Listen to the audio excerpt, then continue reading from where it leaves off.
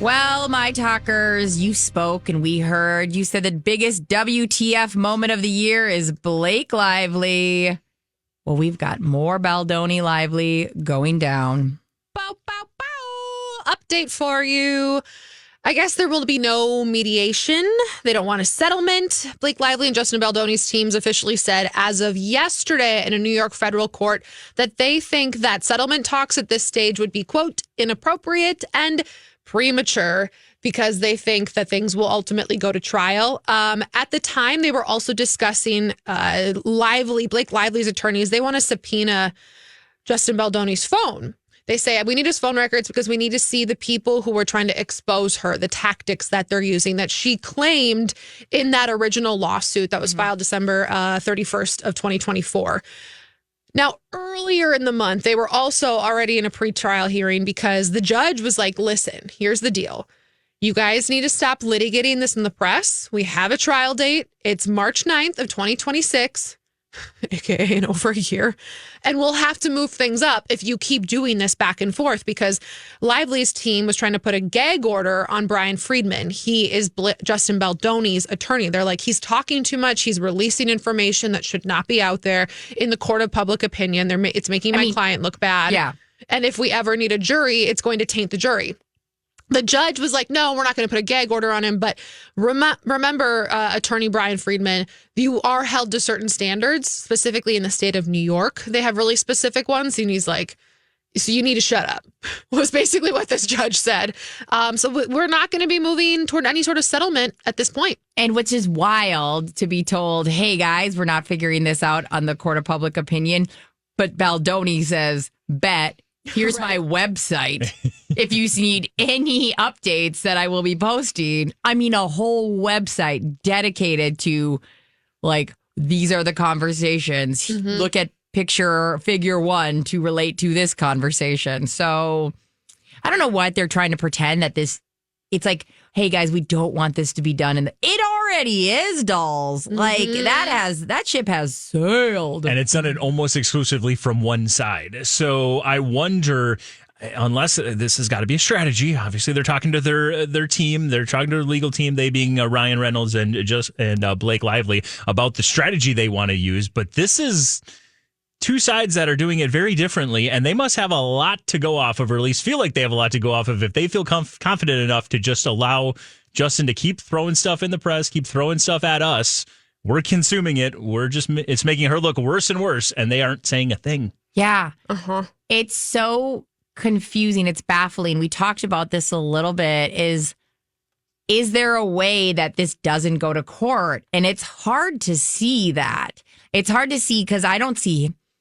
I could see how at this point, Ryan and Blake, because of the way this has all been displayed, it might behoove them to try to go, all right, let's take this down a notch and try to fall for a settlement so this not everything gets aired. Right. But it wouldn't benefit Justin Baldoni to back down at all. And the thing with them being so quiet, and I know we just said like there must be a reason for it, but at this point, they've got to start doing something back. I mean, they have to start. If Blake Lively and Ryan Reynolds want any type of reputation after this, I think that at this point it's time for them to start speaking up and saying, well, he might have sent this, but this is what we have. Yeah. Because we're all going like, what do you have on this guy? Yeah, because we've seen every point that she bring up, him take the zoom back a little bit, and you see it in context and go, okay, out of context, that looks crazy, but in the context that it is in,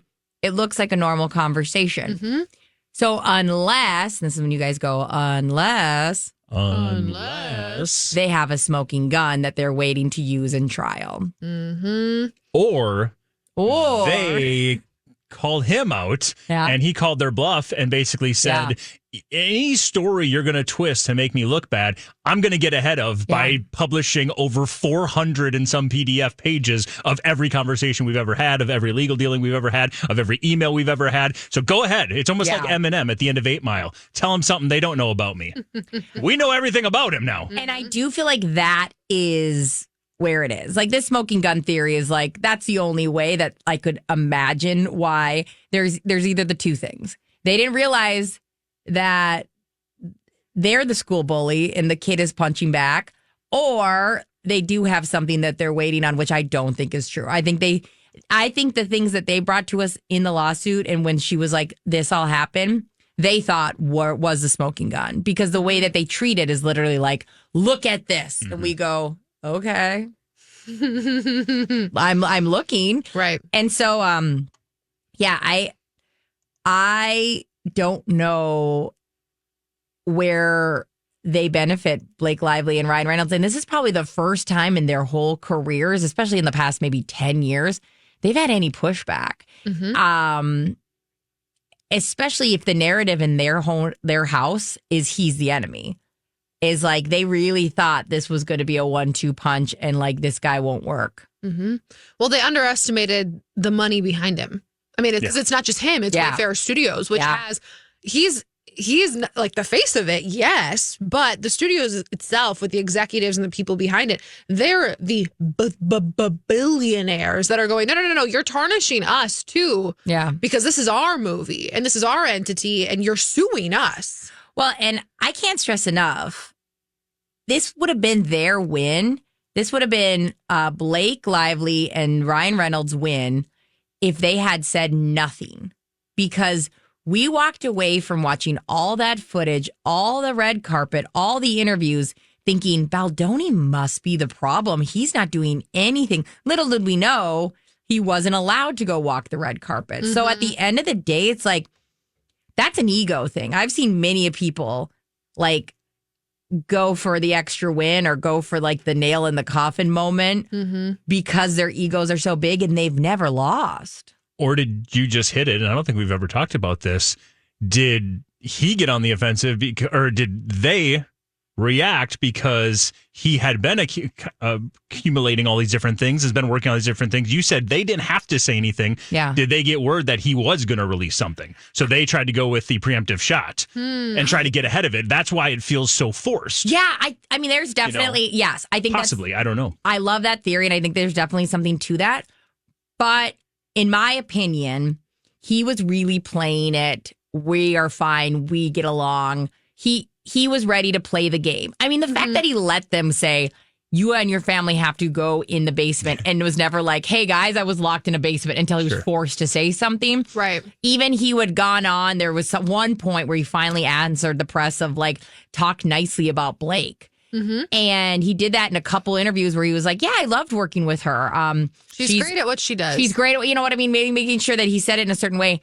I don't think he had any intention, especially because this movie was a success.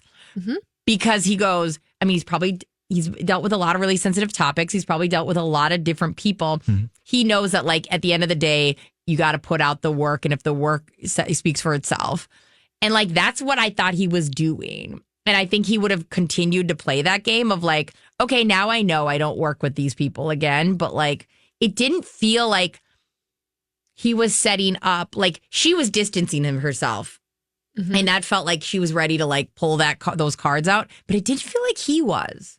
Well, we just got an interview, that released on Monday that he had done in November. And even then, he leaves it very vague. He said it was a very emotional year for him. There was a lot going on in his personal life, really a lot of success professionally, but it was very difficult on him. Never once, if they had not filed any type of a lawsuit, would you have gone, oh, he must be talking about Blake Lively. And maybe Mike also, he was like, kind of what you're saying, and this is like now leaning back into your theory, is like, maybe he was leaving the door open because he does not, like Kendall was saying, he kind of was really careful with his words. Yeah, I don't know. Well, here's another person who is now chiming in. Oh, no. You know, WME, it's a massive rep company. They fired Justin Baldoni. They took him off of their roster, and because they represent Blake Lively and Ryan Reynolds. And it was hey, it's got keep us or keep him. Of course, they kept them because they're the money right now, right? Yeah. So one of the executives, he's a chief executive at the parent company of WME. So he's at a slightly higher level than that, an overarching side of things. But he was on the Freakonomics podcast, and he goes, here's the deal. I love Blake Lively and Ryan Reynolds. They're incredible people. They've never treated people badly that I've ever heard of.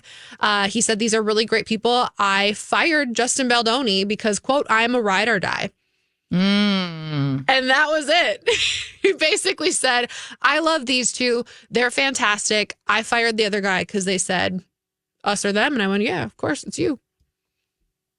Which, like, duh. I mean, it's kind of like a duh thing. You go, but well, it's surprisingly he said it. Yeah. But you're right. It is like, yeah, that's what we assumed happened. And now you're just confirming that. And I mean, they probably had Justin. I mean, not Justin. They probably had Ryan and Blake longer. They've made way more money. It's just, that seems obvious. Yeah. It just, in a weird way, if you are Team Justin Baldoni, it makes you dislike them and the hierarchy and favoritism that does play into Hollywood. Oh, for sure. Like, that's all that statement did. It didn't make me go, oh, great, I'm glad that this random executive who's bajillionaire executive is ride or die for the money-making team. No, I mean, it's kind of like the college scandal, right? When we all found about the college scandal, we go, duh. But it makes you annoyed and angry that, like, that's how things are run. But listen, if we're going to pretend that money doesn't rule almost everything, unfortunately, like, we'd have to be Delulu. Well, money does run everything, including movies like A Simple Favor or A Simple Favor 2. So as you know, Blake Lively is part of another Simple Favor, which is A Simple Favor 2. Just now, they're kind of starting to talk about the promotional side of it. And of course, they've been talking about it in the media because it's like, how does Anna Kendrick feel about all of this? Does she want to be associated with it? Well, Henry Golding is also a star in the movie. He posted something about being on the set, and a girl wrote this. I worked with you, Henry Golding, on the first one. My experience with everyone was absolutely amazing, except for a certain someone who is the reason I quit being an AD. Guess who that person is? No. I wish you all the best though. But an AD is an associate director, an assistant director, by the way, if you weren't sure. Thank you. But after that was written, a ton of people commented on that comment. It has since been deleted, but there are, of course, screenshots that people have grabbed of this. Several of those comments, people have said, like one of them, this girl was like, oh my gosh, I'm so glad you wrote this. I remember all the nights that you would like cry on your way home from the set. All kinds of comments about it. And then finally, this girl, Barb, this AD, goes, thank you for all the kindness. I want to avoid attention around this, but I will say she was so cruel to many, she being Blake. I know I cried my way home many nights because you try so hard to please someone who is never pleased and puts you down constantly. I can't believe it's actually getting back at her. Karma is real. Wow. Okay. That's a little stronger than the woman who said she farted too much. You know what I mean? Touche. I don't know which one I'd prefer being said about me. I really don't. Like, they're both not great. Yeah. Wow. And the girl, like a couple of people said, I didn't know this. I'd heard from people she was so nice, Blake being so nice and lovely to work with. Apparently not.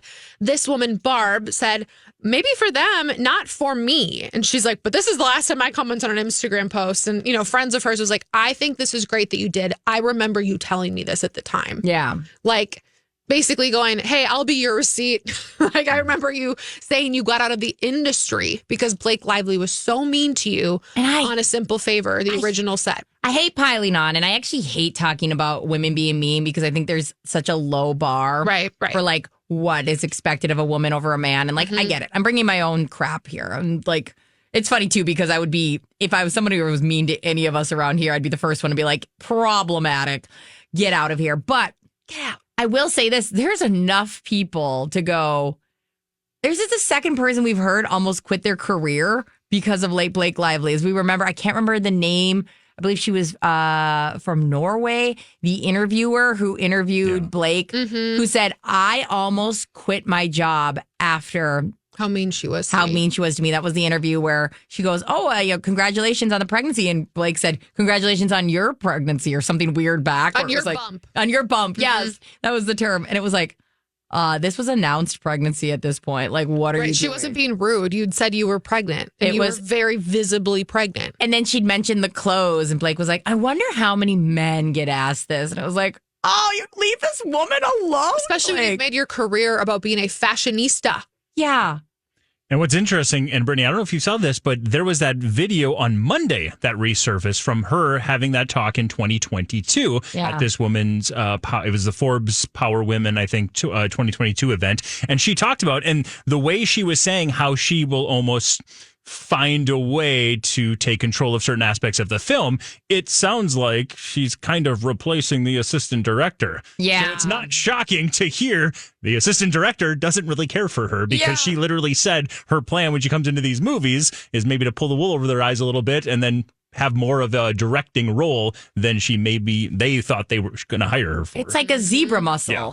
It's like an invasive species. Yes. Like, Grab on. I know. It's like, okay, here's how I'm gonna make them feel like they're not adding something and I'm gonna add things. It's like, you would hate to work if I came in here today and Blake Lively was like, I actually have all the stories, your stories are garbage. I'd go, oh, actually I'd go, that's awesome. Perfect. Thank you. We're talking about a simple favor. Well, another simple favor in Anna Kendrick.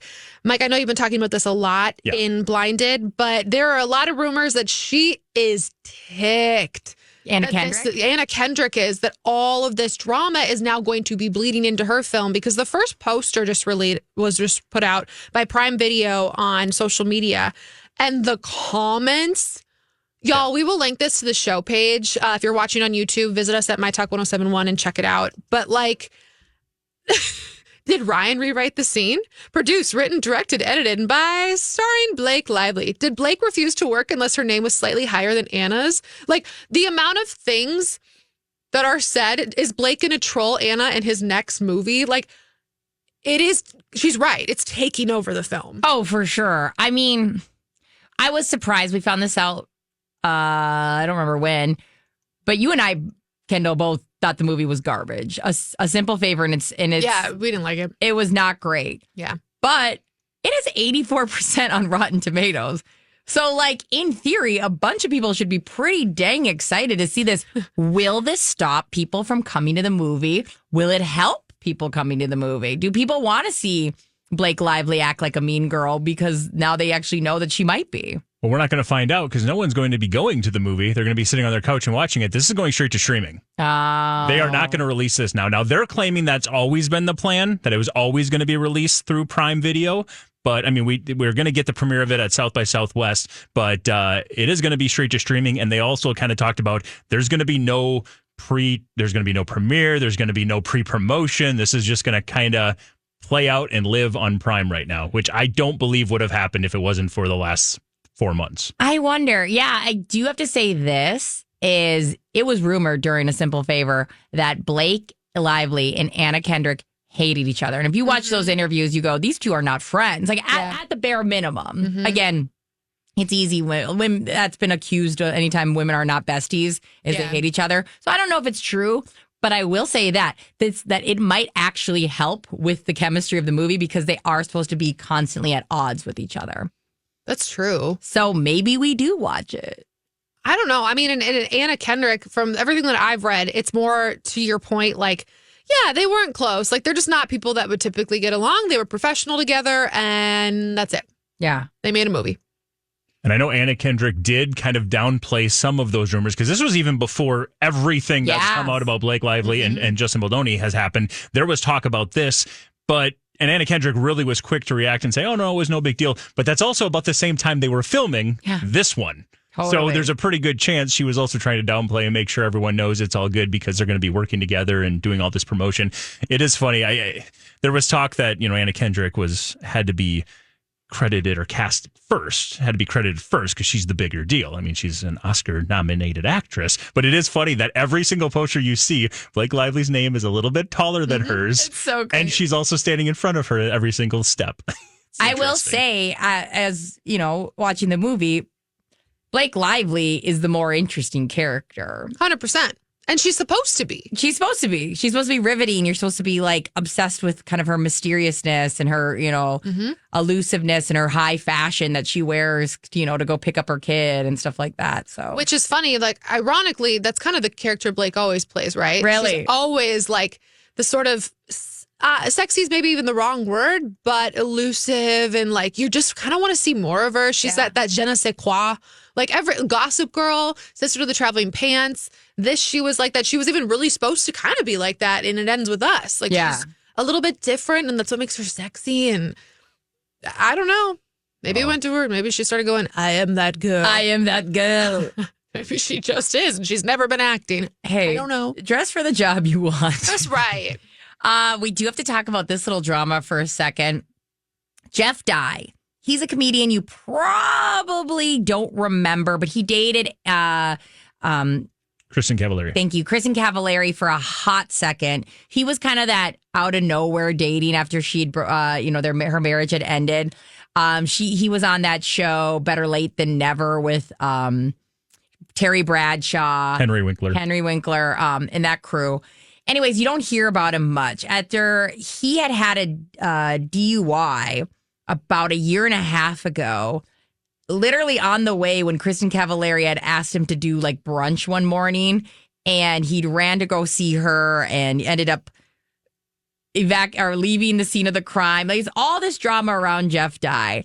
Ever since this happened, he has really had a like burn the scorched earth kind of mentality where he just tells everybody's everything, especially in Hollywood. And he's definitely like casted on these like very small roles, where he was casted in a movie with Sarah Hyland for something. I can't even remember the name. I think they mentioned it in this clip.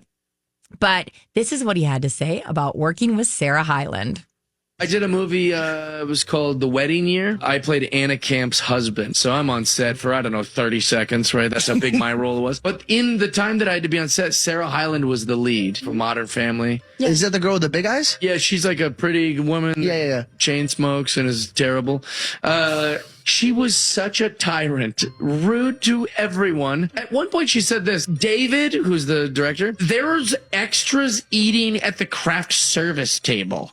Like, she was annoyed that some extras wanted free granola bars, like it was in her kitchen or something. She hated me, by the way, like just hated me. At one point, she said, and this is also a quote, "You're what is wrong with people."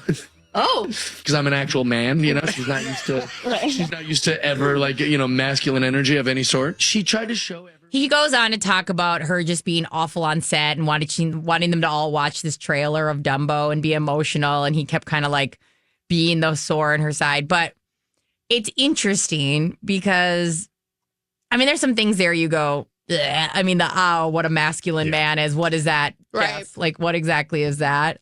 But then there's some things where you go, oh, okay, why? Like, is she really that irritating, or what's going on? I've never heard anything else about her. And she's married to Wes, who is a beloved member of the Bachelor family. You've never Wells. heard anything else? Wells Adams. Yeah, Wells. Close. Wes. Yeah, Current Trader, by the way, if you'll ever get on the Trader bandwagon with us. Yeah, he was on Traders. I'll just say the blind items maybe haven't talked as highly of her. Oh. She's also being sued currently by her ex-manager because she's apparently refusing to pay him for some of the residuals that she gets from Modern Family. Mm-hmm. So there's been some smoke behind this fire, maybe.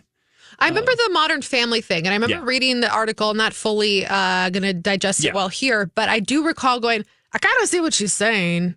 Really? Yeah, because he hadn't gotten her anything since then, and and he was still taking a cut of the residuals on that, but something else. There was something else to it where she was like, here's the deal. Like, you haven't gotten me anything since then, so I don't need to keep funding your lifestyle. And it ended 10 years ago. Yeah. Like, yeah, I kind of get that. It's interesting. I think, this aired, I think, yesterday. So we'll see if there's anything from her camp. But I could see it would be a problem to be somebody who was such a big star on a big show to be going to these kind of smaller budget. And I wonder if that's an ego thing or if it's just she expects that kind of same rigmarole that's not there. And her big role right now is The Great Gatsby on Broadway. Oh. So she is taking a crack at stage. Well, do we know who she's playing? I don't know who she's playing, but she's going to be in The Great Gatsby. I bet she's Daisy. I could see that.